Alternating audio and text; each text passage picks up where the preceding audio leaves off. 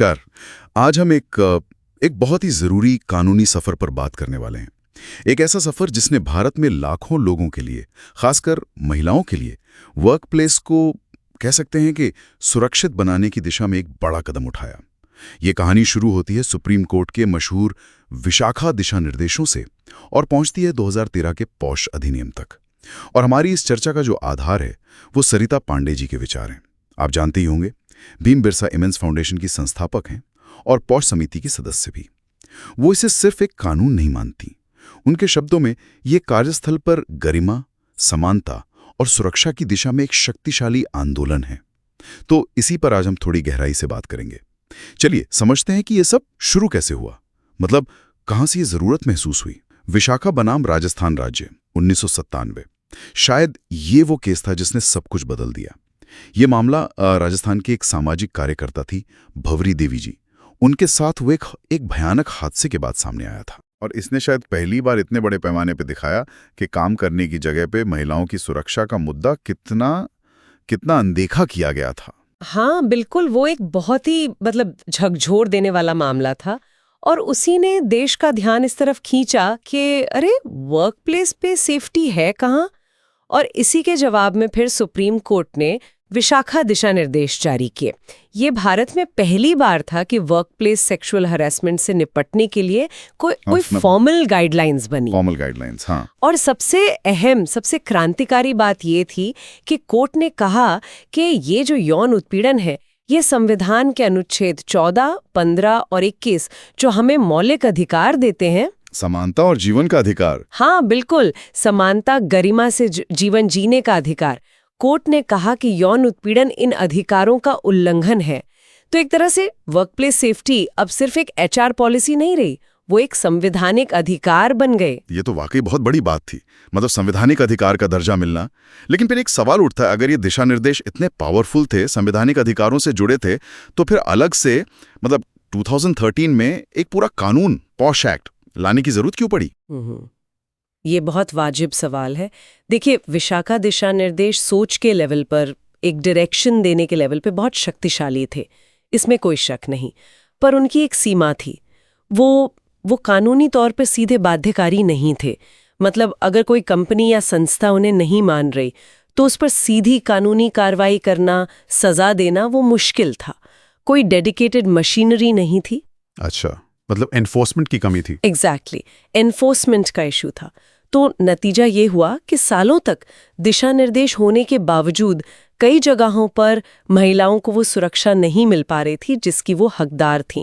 शिकायत करें तो कहाँ करें, कैसे जांच होगी, कोई तय प्रक्रिया नहीं थी।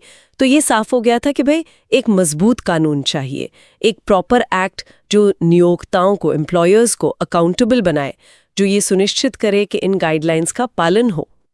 ओके, तो वो गैप फिर 2013 के पॉश अधिनियम ने भरा। हाँ बिल्कुल, संसद ने फिर विशाखा दिशा निर्देशों को ही आधार बनाकर उनको कानूनी जामा पहनाने के लिए कार्यस्थल पर महिलाओं का यौन उत्पीड़न रोकथाम, निषेध और निवारण अधिनियम 2013 पारित किया, जिसे हम सब कॉमनली पॉश एक्ट कहते हैं।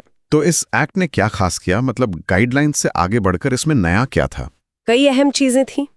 पहली बात तो इसने यौन उत्पीड़न या सेक्सुअल हैरेसमेंट की एक बहुत ही स्पष्ट और कह सकते हैं डिटेल्ड परिभाषा दी। इसमें हर तरह का अनवेलकम बिहेवियर शामिल किया गया। अच्छा। दूसरी बात, शिकायत कैसे दर्ज होगी, उसकी जांच कैसे होगी और कितने समय में उसका निपटारा होगा, इसके लिए एक टाइमलाइन, एक पूरी प्रक्रिया तय की गई।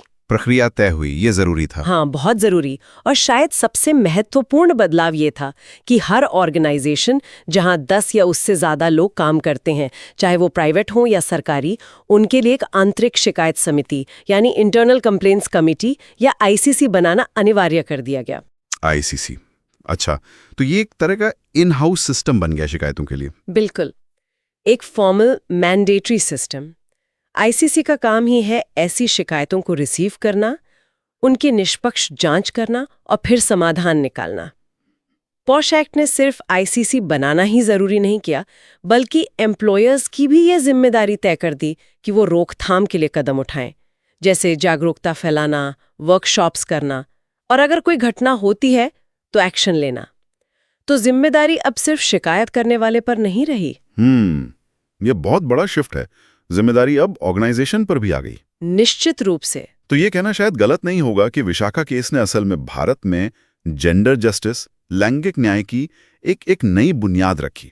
इसने कहीं ना कहीं महिलाओं को एक आवाज दी, हिम्मत दी कि वो बोल सकें। बिल्कुल सही कहा आपने। विशाखा ने वो जमीन तैयार की जिस पर महिलाएं अपने अधिकारों के लिए खड़ी हो सकीं, और पॉश अधिनियम उसी नींव पर बना एक मजबूत कानूनी ढांचा है। आज की तारीख में पॉश एक्ट सिर्फ एक लीगल कंप्लायंस का टूल नहीं है, ये उससे कहीं ज्यादा है।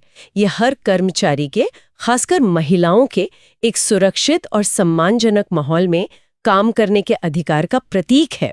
हाँ, जैसा कि सरिता पांडे जी ने कहा कि विशाखा मामला सिर्फ एक कानूनी लड़ाई नहीं थी, ये हर कामकाजी महिला की सुरक्षा और सम्मान की मांग करने वाली आवाज थी। और वो आगे कहती हैं, पॉश अधिनियम उस आवाज को आगे बढ़ाता है, उसे कानूनी शक्ति और संस्थागत संरचना देता है।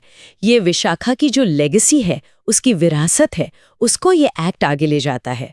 और ये पूरी यात्रा दिखाती है कि कैसे एक व्यक्ति का साहस और फिर कोर्ट का हस्तक्षेप और फिर कानून, ये सब मिलकर वर्कप्लेस कल्चर को बदलने की ताकत रखते हैं। हालांकि ये भी सच है कि सफर अभी पूरा नहीं हुआ है। हाँ, ये बात तो है। तो हमने देखा कि कैसे एक अदालती मामले ने चिंगारी लगाई और फिर पॉश अधिनियम ने उस आग को एक सही दिशा दी, जिससे पूरे देश में कार्यस्थल सुरक्षा के लिए एक कानूनी फ्रेमवर्क बना। बिल्कुल। ये कहानी हमें याद दिलाती है कि बदलाव आ सकता है, खासकर जब हिम्मत और सही कानूनी कदम साथ मिल जाएं। और जाते जाते एक सवाल हम सबके सोचने के लिए छोड़ जाते हैं। कानून अपनी जगह बहुत महत्वपूर्ण है, पॉश एक्ट ने बहुत कुछ बदला है, लेकिन सच में वर्कप्लेस पर एक सम्मानजनक और सुरक्षित माहौल बनाने के लिए इस कानून के दायरे से बाहर हमें और आपको, मतलब समाज को, कंपनियों को, इंडिविजुअल्स को और क्या करने की जरूरत है? सोचिएगा जरूर।